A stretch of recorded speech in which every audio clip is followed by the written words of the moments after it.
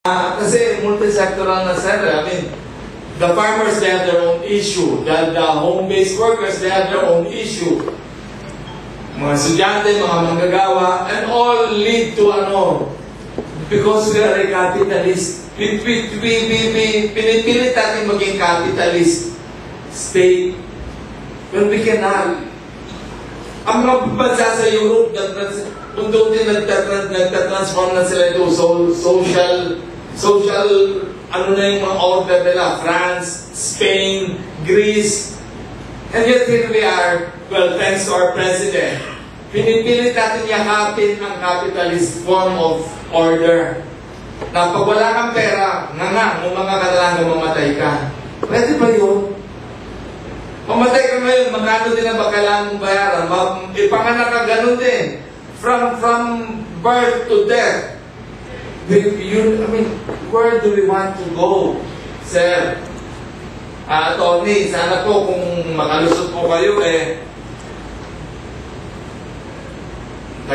anong aksyon? Maging senior citizen. Anong aksyon? But the sad part is, of the 96 million Filipinos, 35 million ang labor force. What do I mean? When you say labor force, ito yung mga 15-year-old Filipinos and about those who are of the working age. Of the 35 million labor force, 20 million lang ang wage earners. Of the 35 million labor force, 20 million lang ang wage earners. Of the 20 million wage earners, alam mo ba, Kuya Ed, kung ilan lang ang may union? Not even from 10 to 15% lang. Bakit kailangan banggitin ko ito? If you give me the right to explain my side, kasi mahirap umasa ang workers sa legislated wage increase. Bakit?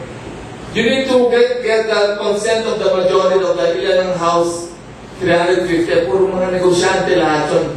They're not gonna side with our interest. Mga kapitalista, mga negosyante nandiyan sa Kongreso, sa Senado. So, bakit kinakailangan pagpursigihan ng mga gagawa na magbuo ng union? Because they have the collective bargaining component. Doon nila pwedeng hingin sa management na kailangan meron silang yearly increase in their wages. In the 5-year term of their CBAs, legislated wage might ask 350 billionaires in Congress, they're not gonna pass something na ipupupok nila sa ulo nila. No way, senyor.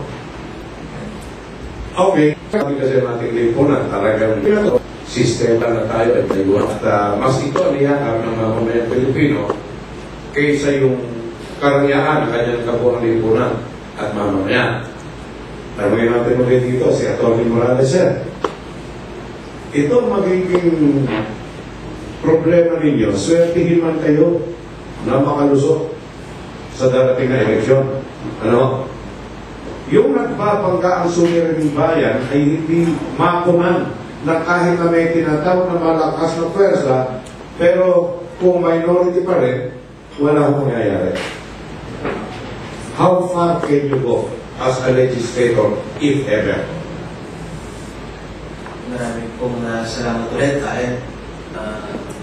Ito pong usapin ng mga nag-uupugang mga interest sa ating sa aking pong pananaw ay ito po ay manatili na nagilan po sa kinakailangan po siguro ang isang reforma pang-istruktura.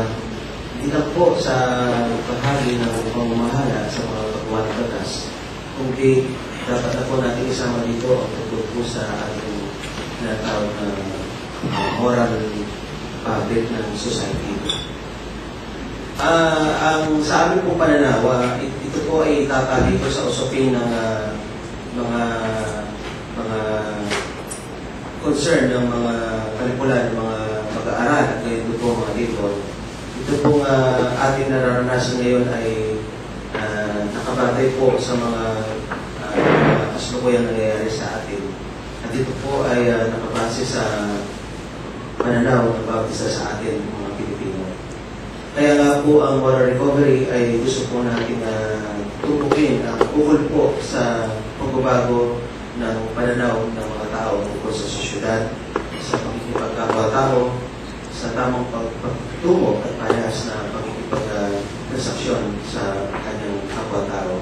At gayon din po ang pagtataguyod ng mga tinatawag na values formation sa lahat ng antas ng lipunan.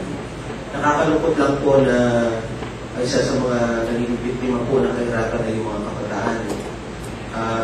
Doon po kasi kami nag-aaral sa elementary, si kahit alam yun, kung bakit meron pang subject na tinatawag na good manners and right conduct. 99.9 ang grade ko dyan. Ganun ba, sir? Batas tayo pala ng 0.5 sa akin. Ngayon po na wala na sa public school. Very basic po yun eh. Siguro po kung may babalik natin yung subject matter na good manners and right conduct, right at the very young age, kung mga bata ay mapupulit ang kanilang mga values at mga pag-iisip na nakahubog doon sa ating mga kinatasang tradisyon at kagawihang Pilipino. Okay. Kayo mo ba'y nakakampanya na kayo? At nakipagkamay na pa kayo sa iba't ibang sektor ng lipunan, lalo na yung mga nasa maralitang taga-Luzon. Ano ang reaksyon niya? Kapag reaksyon niya ng inyong grupo, sa sandaling nagpakawala sila ng mga problemang panlipunan? The first word is overwhelmed ako. Malulunod ka talaga. Ang mararamdaman mo ay feeling mo kahit manalo ka, halos wala akong matuwa. We have to be frank about it. Feeling mo kahit congressman kayo or 5 seats in Congress, ay bigla ka pa rin magagawa. Totoo po yun. This is personal. No? I have to speak out. Pero, katulad po nung kasama natin dito sa Sekhanay. Si Raul, kumanta niya sa nasisigaw. Kailangan po ay kumilos tayo. Alam niyo po kasi personally ang pananaw ko dito sa dating eleksyon na ito po ay ang babantayan po dito hindi po yung mga senatorial rules. Kasi medyo tantansado na natin kung sino mananalo. And besides, kakaunti lang naman ang kandidato. Yung sa local government unit naman, sa mga LGUs, ay sa kung di malakas yung bago, yung dati, mahina yung bagong nagkakampanya, or less tansyado na natin ang resulta. Wala na masyadong excitement. I think ang excitement sa dating election ay local po sa party list. Personally, I would say na hindi pa po klaro ang terms of reference o mga batayan tungkol sa party list. I would even claim na nag-evolve po itong ating struktura sa party list.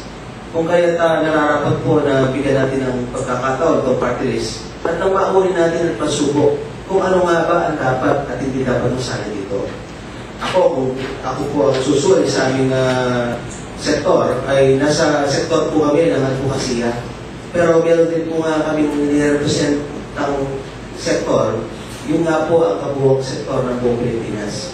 Ang ibig ko po sabihin dito sa darating na halalan ay napakahalaga po na magbahagi ang lahat ng sektor at ito pong party list system ay isa pong malaking pagsulong tungo sa pagkakaroon ng mga representative ng mga marginalized sector sa ating. Kami, kaya binanggit nyo na yung paraan ng pagkilos, naniniwala